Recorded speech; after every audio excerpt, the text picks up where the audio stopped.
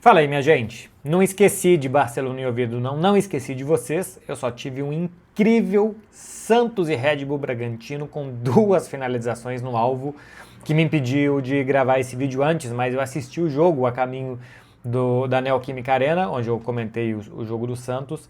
E tô aqui para falar para vocês de uma vitória do Barcelona que eu resumo com o que disse o Hans Flick, o segundo tempo muito melhor do que o primeiro, com acho que mais esforço dos jogadores do Barcelona, e depois que sai o primeiro gol tudo fica mais fácil, porque aí, enfim, o Oviedo começa a errar mais e o Barcelona aproveita disso para fazer o segundo gol com o Rafinha, e depois do terceiro gol, o belo gol do Lamine Yamal, aliás, uma noite de muita chuva no final da partida no Camp Nou, uma tarde e noite, né? O jogo começou de tarde, terminou de noite, e também com belos gols. Não foi um grande jogo do Barcelona no primeiro tempo, a ausência do Pedri ela é muito clara e evidente para quem está vendo o jogo. O Barcelona muita dificuldade de ter jogo por dentro, de conseguir atrair o adversário e tirar os jogadores do time adversário das suas posições e a partir daí levar vantagem, porque não tem um cara na posição que ele tem que estar porque você atraiu ele para onde você queria.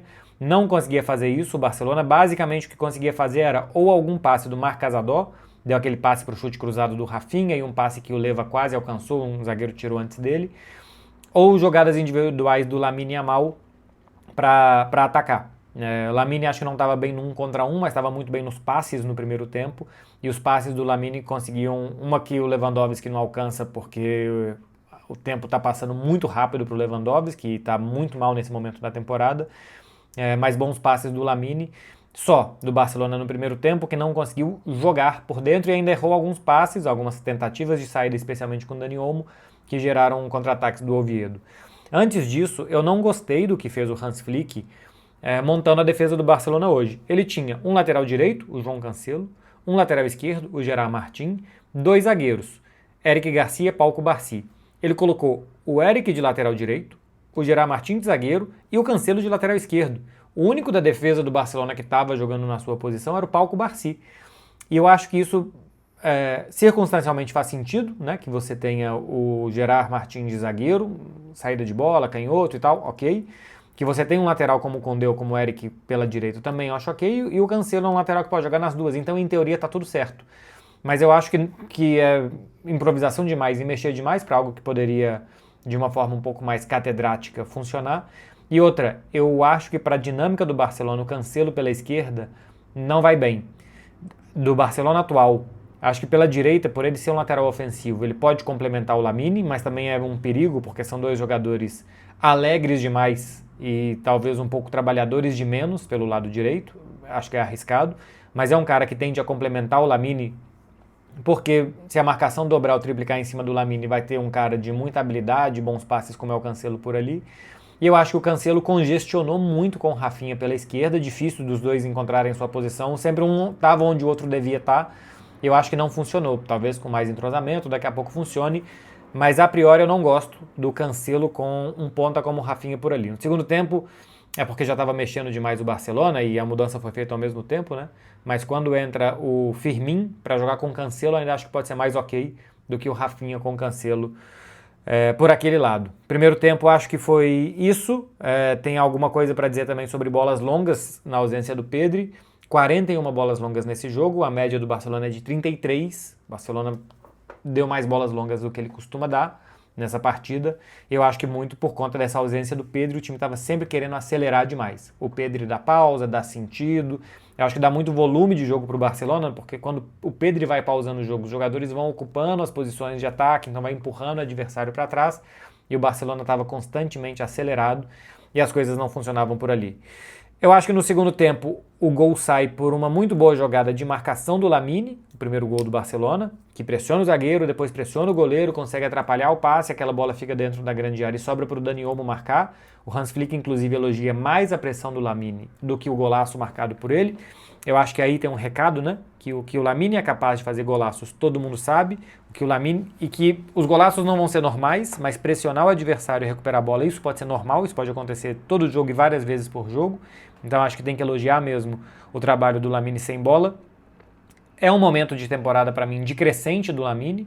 Jogou bem contra a Real Sociedad, hoje de novo jogou bem. Se 1 contra 1 não sai toda hora, ele pode ajudar com passe, com finalização, como foi hoje. Tinha tempo que o Lamine não estava finalizando bem, acho que hoje ele finalizou algumas boas.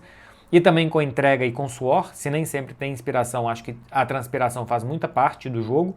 Olha como o Rafinha é capaz de fazer um golaço como ele fez e é capaz de fazer boas jogadas, mas o Rafinha é conhecido pelo esforço, pela dedicação, por ser esse jogador elétrico que ele é, então acho que o Lamine também tem que ajudar nesse sentido. E hoje isso aí destapou a lata e aí a partir daí o Barcelona conseguiu jogar e construir uma vitória mais fácil. O gol é do Dani Olmo, que chega ao seu 7º gol na temporada, tem 4 assistências também, já são 11 participações para gols.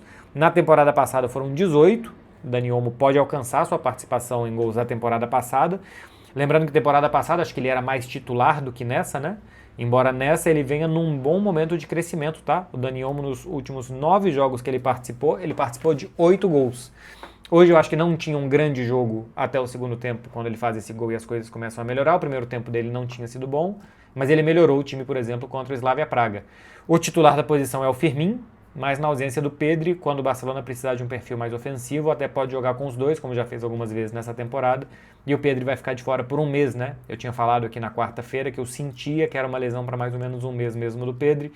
Deve voltar para as oitavas de final da Liga dos Campeões, ou um pouco antes, no jogo contra o Atlético de Bilbao, se eu não estou enganado, antes das oitavas de final da Liga dos Campeões. Segundo gol é pressão do Rafinha, isso daqui não precisa falar, olha só a pressão do Rafinha, porque do Lamine sim que não é normal de fazer, mas o Rafinha faz isso toda hora. Pressão do Rafinha, golaço do Rafinha, olho para os números, hein? Rafinha passou o Lewandowski em gols marcados nessa temporada, 12 do brasileiro, 11 do polonês, e já passou o Ferran Torres em participações em gols. Somando gols e assistências, o Rafinha já tem 17, o Ferran tem 16. E olha que o Rafinha tem jogos a menos do que esses dois. 17 participações em gols, ele é o terceiro do Barcelona nesse quesito. O Lamine tem 22 participações, 11 gols, 11 assistências. E o Firmín tem 20 participações, 10 gols e 10 assistências para o Firmín. O artilheiro é o Ferran, agora o vice é o Rafinha, depois Lamine e Lewandowski 11 gols e o Firmín 10. E aí somando as assistências, Lamine, Firmín e Rafinha, os três que mais participaram de gols. O terceiro gol do Barcelona sai também numa recuperação de bola. Saída do goleiro e o Marc Casador se antecipa muito bem, rouba uma bola que não é exatamente um roubo, mas ele se antecipa a uma saída errada do goleiro adversário. Bola para o Dani Olmo, cruzamento para o Lamine fazer o 3-0. Primeiro gol, pressão do Lamine. Segundo gol, pressão do Rafinha. Terceiro gol, roubada de bola do Marc Casador. Teve alguma dificuldade o Barça para construir, tocando e com os famosos ataques posicionais ou ataques estáticos, né? Quando o Barcelona está jogando e atacando e o adversário já está todo posicionado na defesa, mas conseguiu via recuperação e intensidade construir uma vitória que depois no final ficou cômoda. Mais 2 pontos. Primeiro, boa gestão de minutos do Hans Flick. Rafinha fez gol, fora. Lamine fez gol, fora. Gostei também que o Lamine tenha saído, que não tenha jogado, 10, 15 minutos desse jogo para descansar para quarta-feira, porque vai precisar muito do Lamine e do Rafinha na quarta-feira, que também tenha saído o Dani Olmo para descansar. Então gostei dessa gestão de minutos. E o Lewandowski, aí para mim é o ponto mais baixo do jogo, a dificuldade do Lewandowski de estar no mesmo ritmo dos outros. Dá para perceber de uma forma quase que triste e constrangedora, mas o tempo passa para todo mundo, que o Lewandowski não consegue seguir o ritmo do time. Quando todo mundo joga a 100 por hora, o Lewandowski está custando a subir a montanha a 55. Muito mais lento nas ações, menos explosivo. 37 anos é normal que isso aconteça. Outro dia eu falei no jogo do Barcelona contra o Slavia Praga, que eu comentei, né, que com 37 anos Messi e Cristiano estavam saindo de cena.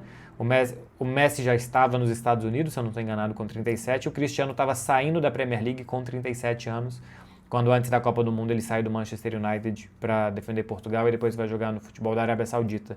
Estava prestes a completar 38 o Cristiano. Lewandowski completou 37 no início da temporada, mas enfim, com 37 anos é normal que os maiores não consigam mais jogar no nível muito alto. Me chama a atenção a queda abrupta do Lewandowski, que foi um cara de 43 gols temporada passada, 11 nessa, e a dificuldade dele, perde o último lance do jogo, um cara a cara com o goleiro, mas a dificuldade dele de estar no mesmo ritmo, na mesma velocidade dos outros jogadores. De Real, Oviedo e Barcelona é isso daqui. Eu volto na quarta-feira para falar mais de Barça para vocês, a não ser que aconteça alguma coisa extraordinária. Eu comento o jogo do Barcelona com o Copenhagen e depois do jogo, em algum momento da quarta-feira, eu venho aqui falar com vocês. O Barça precisa ganhar, precisa de saldo de gols Precisa ter um jogo como foi esse contra o Oviedo, talvez, pelo menos emplacar um 3-0, precisa somar bastante saldo para chegar na turma dos 16 com chance de ficar entre os 8. Hoje o Barcelona é o nono, tem um Paris Saint-Germain contra Newcastle, alguém vai perder ponto, então o Barcelona pode entrar se ganhar.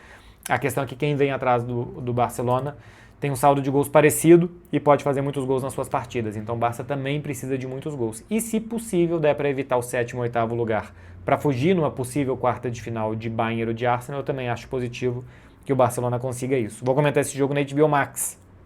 Esse jogo não vai estar na TNT nem no Space, na HBO Max exclusivo, Barcelona e Copenhagen. Só mais uma coisa, desculpa, eu já tinha acabado o vídeo, 10ª vitória consecutiva do Barcelona em casa pelo Campeonato Espanhol, chegando à maior sequência da história do clube, que foi com Tata Martino, vejam só vocês, em 13, 14 também 10 vitórias seguidas em casa.